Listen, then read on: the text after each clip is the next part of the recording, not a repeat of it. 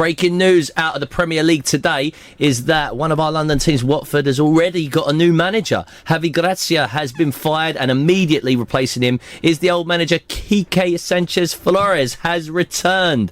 Is it the return of the prodigal son, the return of the saviour? Well, I'll tell you what, let's ask Jacob Coleshaw, who is a Watford fan and YouTuber of the channel WD18. Jacob, hello.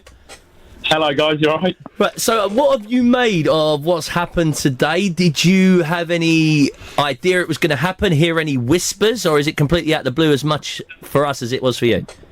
Yeah, I think it had been rumoured with Javi that he was going to kind of part company with Watford. I think the timing of it has caught everyone off guard, actually. Normally the Potsos and Scott Duxbury, our CEO, they normally make the change straight after a game, the day after. We saw it with Marco Silva away at Leicester last season.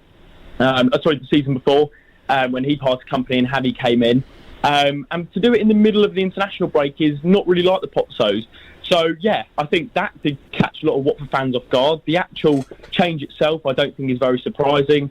Javi had been on a winless run of 8, and I know you guys mentioned the FA Cup final earlier, and I'm not really kind of factoring that into why he got sacked, really, because he got us there at the end of the day. But our league form was really, really poor. The start of the season's been awful, and actually the performances we've been seeing as well haven't been good enough. And I think potentially, if he had stayed, I think he had lost the dressing room. I think performances were getting even worse, and I think the season could have spiralled out of control had he had stayed. So I think the change needs to be made. The fact we brought in Flores again is surprising. The Potsos have never brought in an ex-manager at Watford, and that's a surprise thing. So, in answer to your question, I think it's surprising to see Quique Sanchez Flores come back in. It's surprising the timing of the departure. However, the departure itself isn't surprising at all. So Flores coming back in, I talk about this on the show, people coming back. It invariably fails, and I've no doubt this will fail, sadly for you as a fan. Remind us, what was the circumstances of Flores' departure in his first stint at the football club? Okay, yeah. So it was a harsh sacking initially for Flores, really. He guided us to 13th in our first season back in the Premier League, got us to a FA Cup semi-final, and we were doing really well, particularly up until Boxing Day, a famous win at home over Liverpool, 3-0 win, Odion Garlo twice on the score sheet. And I think potentially, similar to Javi, once we got to the FA Cup semi-final, the wheels started to come off and we went on a really, really poor run. And I think we would have finished 17th had it been just based on the last, from January to the end of the season, so January to May. So that was kind of the reason for the departure. And I think Flores admitted it in an interview. He said, I had an option for a 1-year contract extension, but it was a mutual agreement. Both parties thought, you know what, it's probably best that we go our separate ways. Now, from the outside, it looked like a pretty harsh sacking. And I think, actually, we probably should have kept Quique, because the following season we brought in Walter Mazzari, and he wasn't very good for us at all, and we finished 17th and just escaped relegation. So, yeah, it was a harsh sacking. Potentially, I think, looking back on it, we shouldn't have sacked him, but I think this may be another chance for Quique. He loves the club, the fans love him, and I think that might have been part of the appointment. They would have known, the Potsos, that the fans really get on with Quique. He did really well in the first season we came back in the Premier League. So hopefully it works out for us.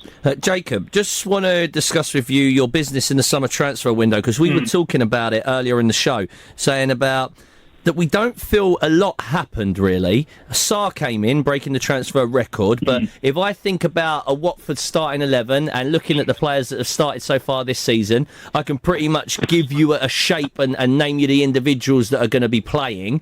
So with that in mind, how much responsibility does the manager take for the poor start? Because if you aren't investing in players and standing still in the Premier League, in theory, you're really falling behind because everyone else is investing.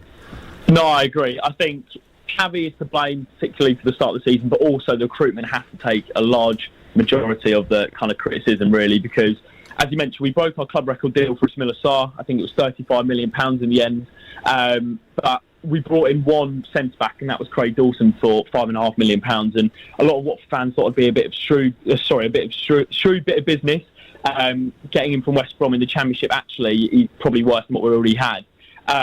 And that is a shame, because I think Javi has been let down by the recruitment. The issue with the Watford system and the way we set up as a football club is it's good and bad. On the one hand, we can change the manager quite seamlessly, and it doesn't change the club massively, as we've seen today. Within 20 minutes, we brought in a new manager.